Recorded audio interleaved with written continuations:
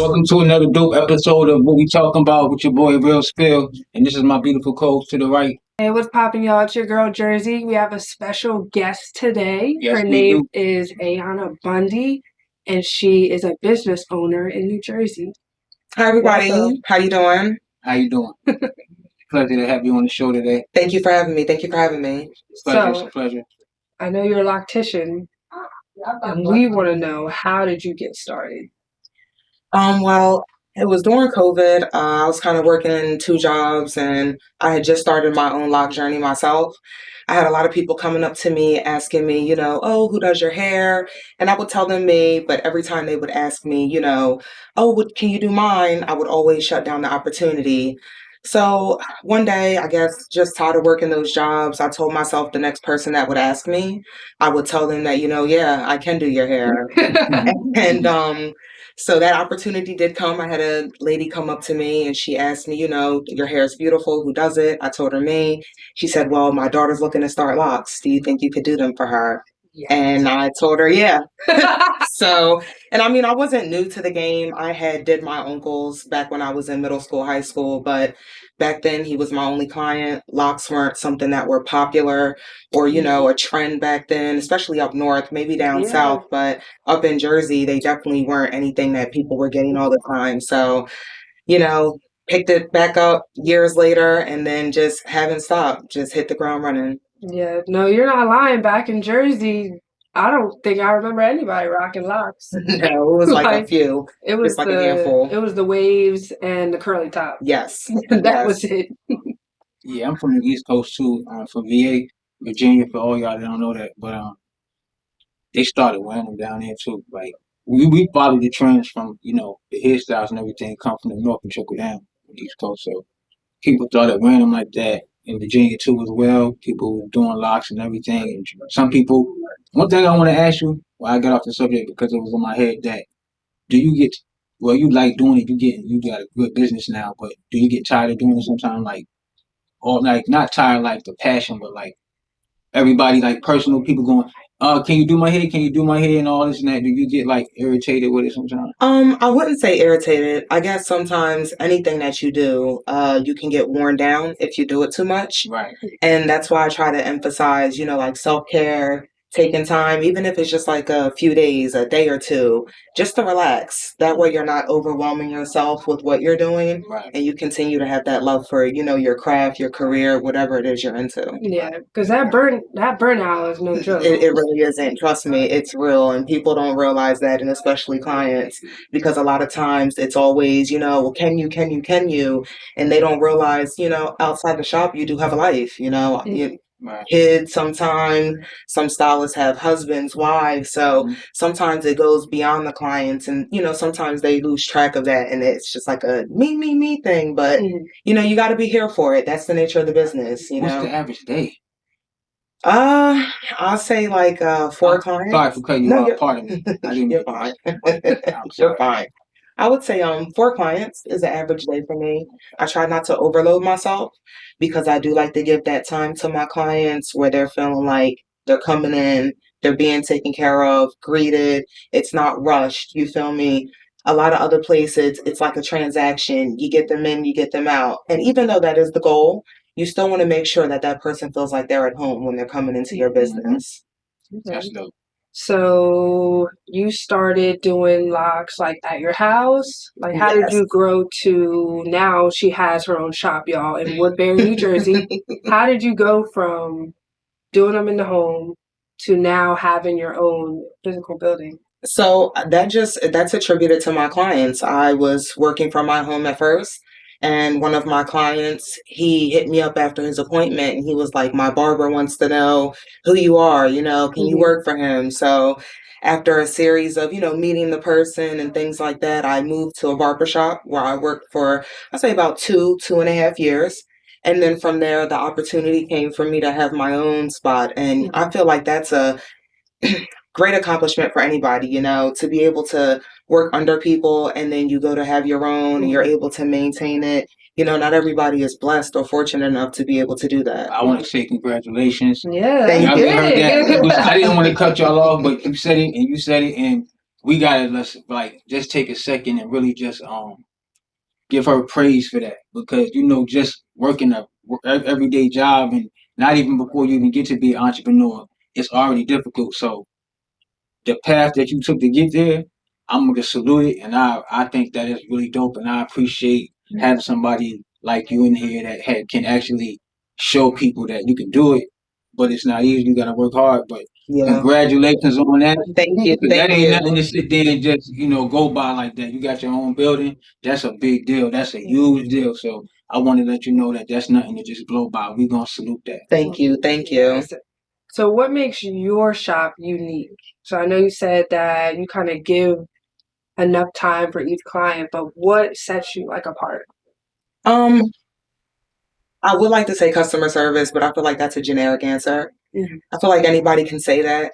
I feel like your personality, who you are as a person, sets you apart from the next individual. Mm-hmm. So I feel like I make a relationship with my clients. I try to take it beyond them sitting in the chair, And not every client is like that. You have some clients that just want to come in and be serviced, and I try to respect all of my clients' wishes, no matter what they are. Yeah. But I let them know this is home. When you come here, if it's gossip hour, it's gossip hour. If you just want to sit in silence, we sitting in silence. Whatever you want to do, we can do it. I have a TV. I ask my clients, even though it's my shop, it's their time. So when they come in, you want to watch TV or you want to listen to music today? What music you want to listen to, or what we watching on TV? Mm-hmm. So I try to make them feel like it's as much as about them as possible, and instead of it's about me. You know what I'm saying? Because they are what keep me going. Without them, I wouldn't have a business. She's giving y'all an experience when y'all coming in. You're going to get an experience. Yes, that's what it is, the experience. That's what's up. And then what is your brand, your business called? So my business is Locker for Life, LLC. And so I do cater to people who mainly have locks and, styles of that nature. But I tell people that, natural hair care encompasses all types of styles. So I do braids, and I'm trying to branch out a little more, take classes so I can learn different techniques. Okay. So I can offer different services because, a lot of people like to joke, well, what happens if all your clients don't want locks anymore? Goodness. And I mean, I don't ever think that would happen, but let's say it does. You have to be able to cater to other people as well instead of one set audience. So, jack of all trades, somewhat. Right. So you think I could lock my hair up? Oh yeah, for sure. You think so? For sure. I cater all types of clients. It doesn't matter. I don't discriminate. Straight hair, curly hair, super kinky. Yeah, super kinky hair. It's a way to lock it all. Wow. Okay. Well, I'm very proud of you I know it's a journey for real, and yes, probably had, ups and downs.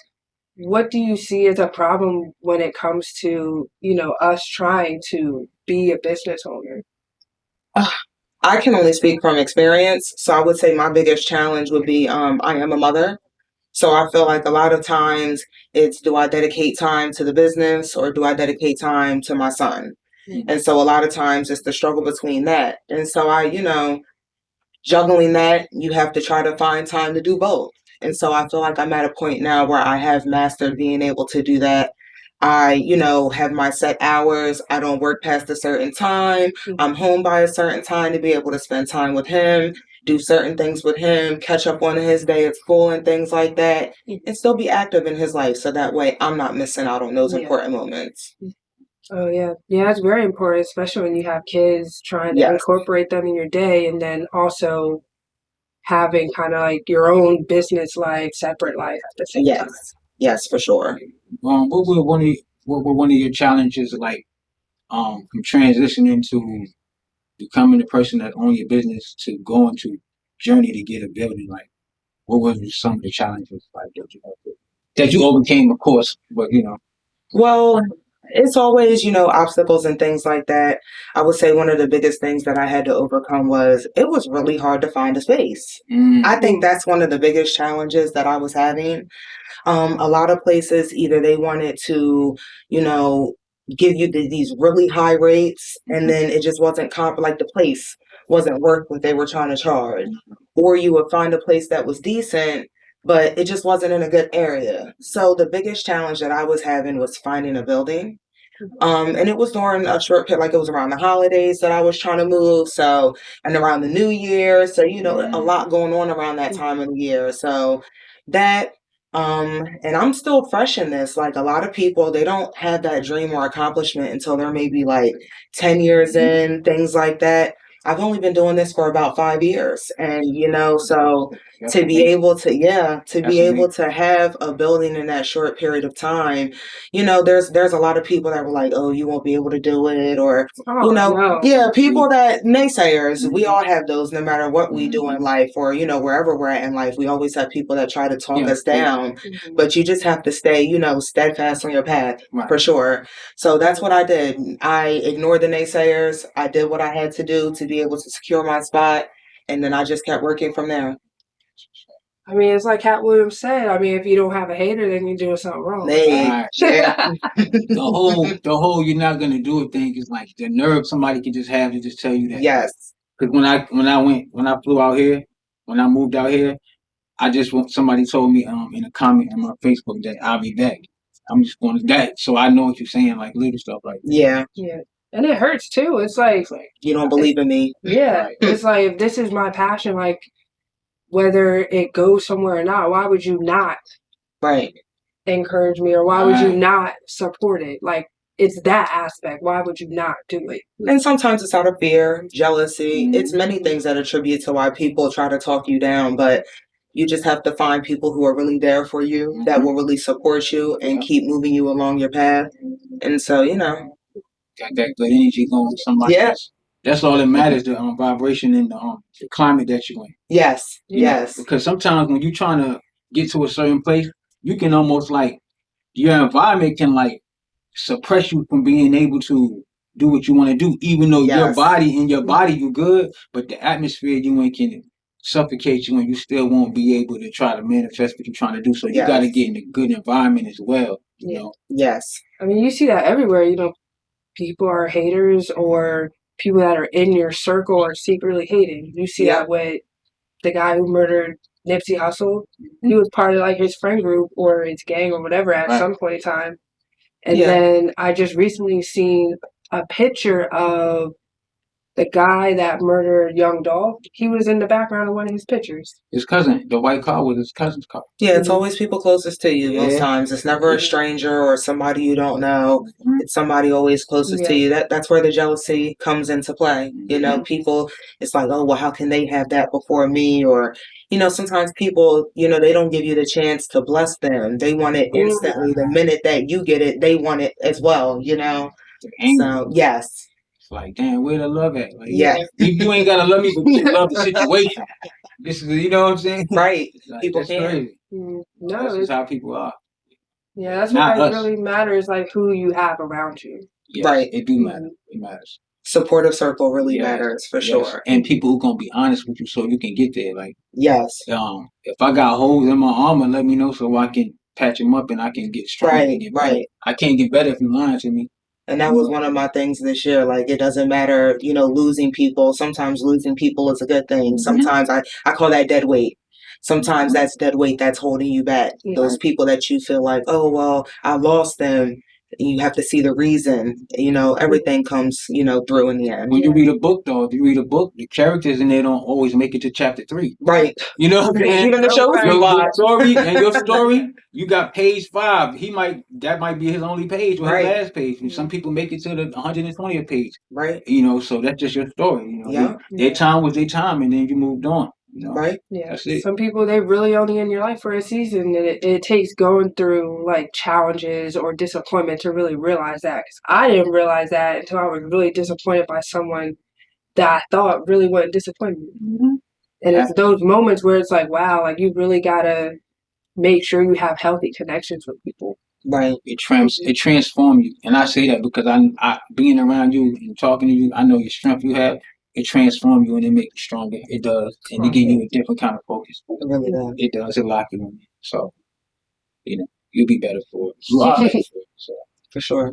So, if you had to lock one person in this entire world Who would it be? Moneybag Yo.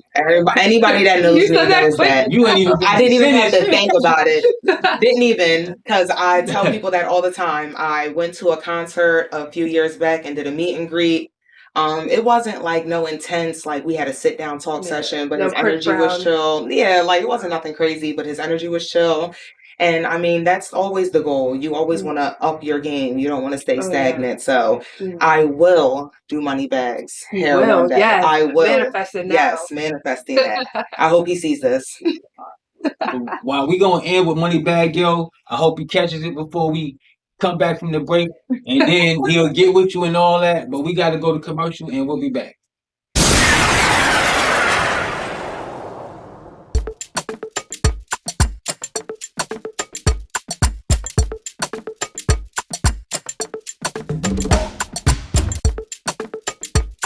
Welcome back, y'all, to What We Talk About on Afrovibes TV with your girl Jerzey, and we got your boy Will Spit. Oh, I'm sorry. Bring it back. I forgot. Bring it back. Bring it back. I just made it so it's gonna be a better intro. I just made us have to level up. That's all. Okay. Now you can. Season it up.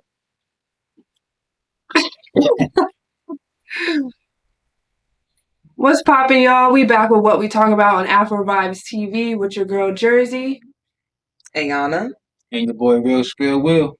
So before the break, we kind of was talking about Young Dog. So the murder trial is going on. The murder trial is going on right now. Mm-hmm. What you think about it so far?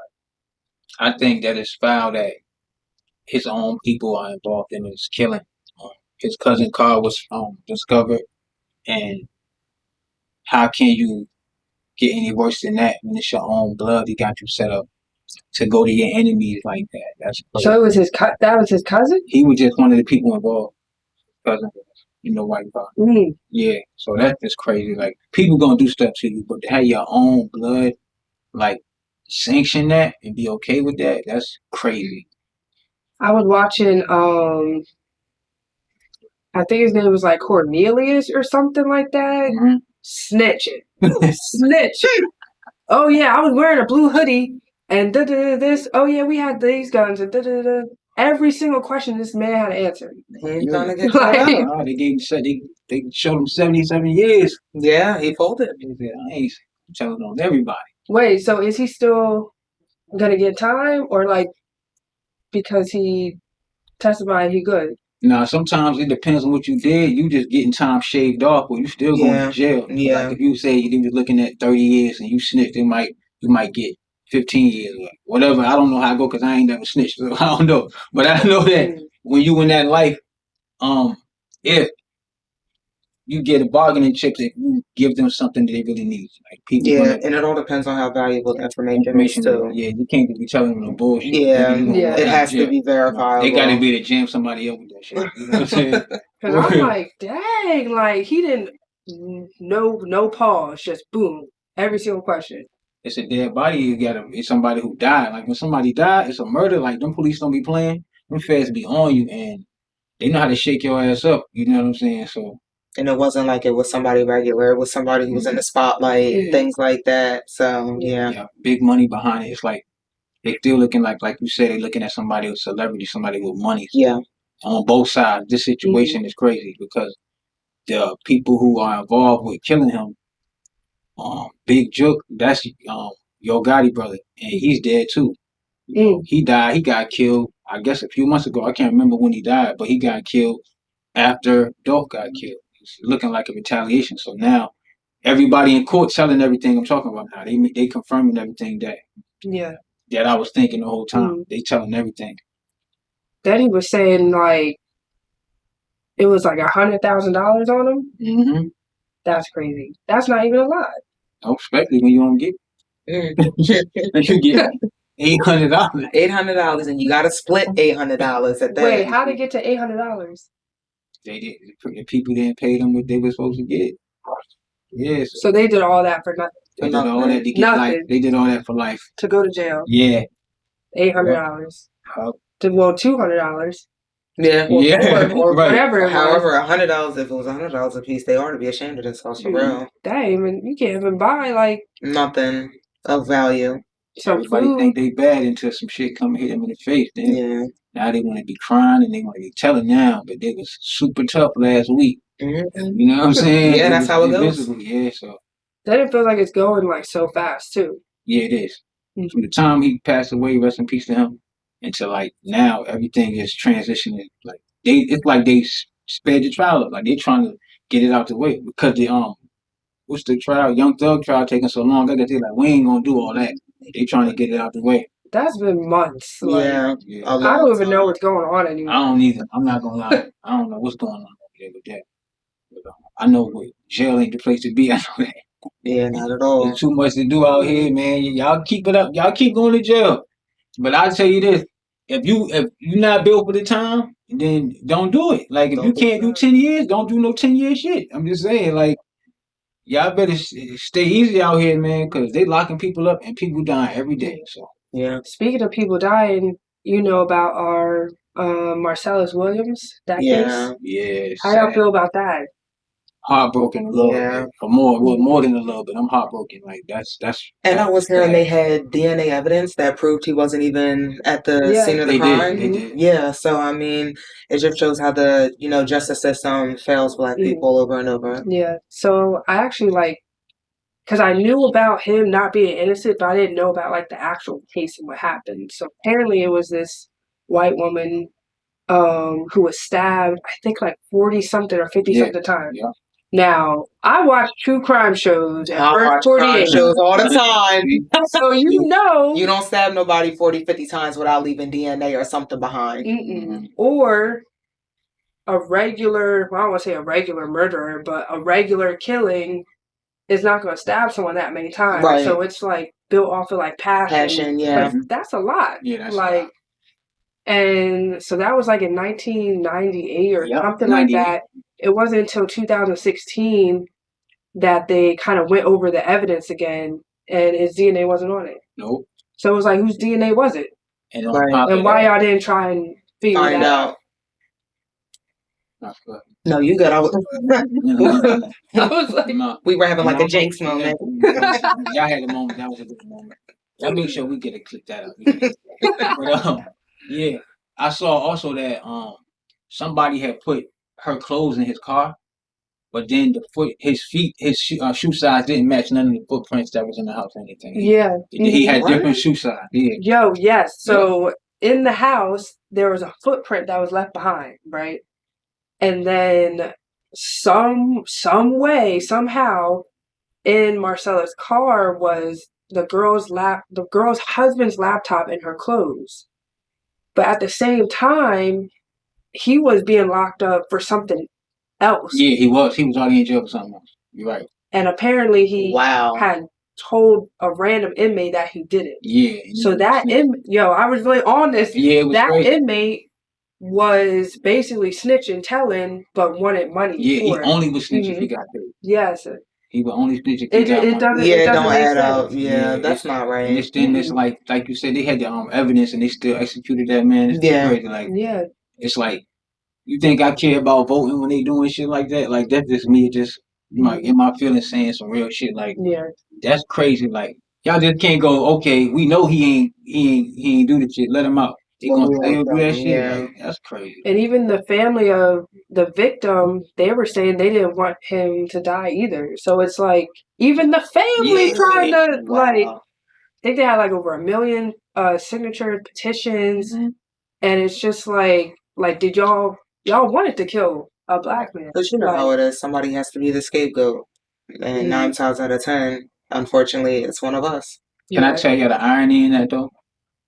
G-Dep is a rapper who just came home from jail, right? He was signed to Bad Boy. He killed somebody and he felt bad about it. Nobody knew he killed him. The police ain't knowing nothing. He went to the jail 3 times to try to turn himself in for that shit. They wouldn't take it. Then they ended up taking him. And then he just came home from it. My point is, this mug was begging to get locked up for that shit. And they wouldn't. And they wouldn't even take his ass. You know what I'm saying? And then when he did get locked up, he did his time and he came home for the murder. You know, he said he couldn't even sleep at night. He said he had to turn himself in. But you go to the jail 3 times to say you killed the nigga, and they ain't take you. Like that's crazy. That's crazy. That's wild.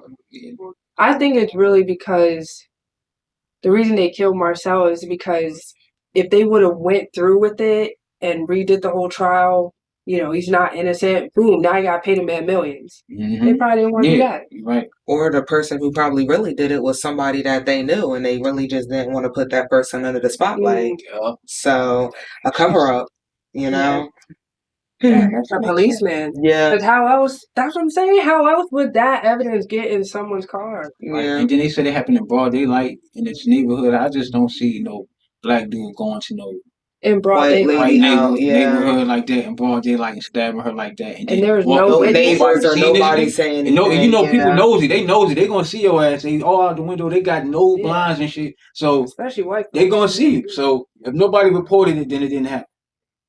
Period. Not in that neighborhood. I saw the neighborhood. Like I saw the clips of it and everything. Somebody would have definitely seen you in that neighborhood. Yeah. Shit. If I go knocking door to door selling cookies, they gonna be looking at me crazy out there. Right. Yeah.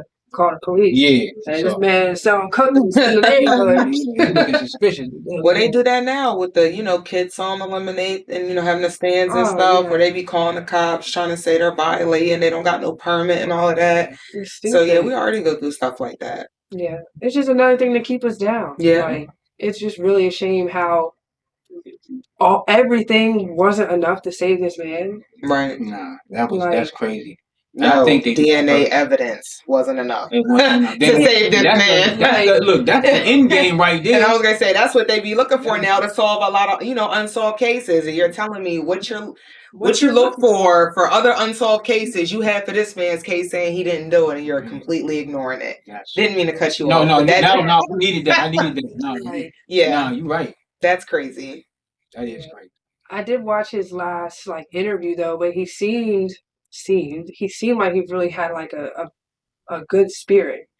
I forget what he was saying exactly, but basically saying like whatever happens, and he hopes that this situation just kind of broadens the perspective or shines the light on these situations. Yeah, we always gotta be the sacrificial lamb. Right. Bullshit though. Like, that shit crazy. I'm tired of that shit. I'm sorry, I'm getting in my Tupac bag. I'm getting mad. But it's that's facts, some though. bullshit, It's man. always a black man or a Always. black woman that has to set the example for something to change. Yeah, they call poster boy for change. Yep. So it just sucks. And you said they always want to keep us down, but I think it's now I'm realizing that it's emotionally they want to keep us down. Like that happening, black people get sad when shit happens to us. Like when some real tragedy, we get sad as a whole. Like imagine all that united, all that energy, like all that. We become a hive mind emotionally when that shit happens. So it's like they want to keep us our temperament like that.